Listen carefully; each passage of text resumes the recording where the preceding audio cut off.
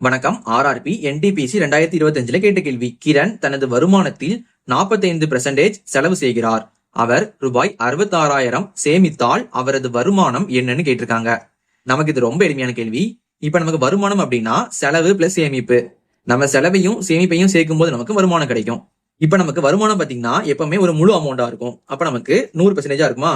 100% equal to செலவு.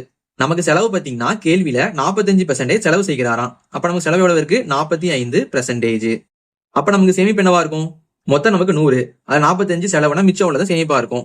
அப்ப நமக்கு 45 கூட எதை கூட்டும்போது நமக்கு 100 கிடைக்கும்? 45 55 65 75 85 95 100. அப்ப நமக்கு பாத்தீங்கன்னா 55 கூட்டணும். 55% இதான் நமக்கு சேமிப்பா இருக்கும். நமக்கு கேள்வியில 66,000 ரூபாய் என்னதான் சேமிப்புன்னு சொல்லிட்டாங்க. அப்ப நமக்கு இந்த 55% தான் இந்த 66,000 ரூபாய். இப்போ அவரது வருமானம் என்னன்னு கேட்டிருக்காங்க. வருமானம்னா 100%. இது என்னன்னு கேட்டிருக்காங்க. நமக்கு 55%னா 66,000 தெரியும். 55%ங்கிறது 66,000 ரூபா. இப்ப நம்ம ரெண்டுமே கட் பண்ணணும். இப்ப நமக்கு இந்த 55 66 11 பால வருமா?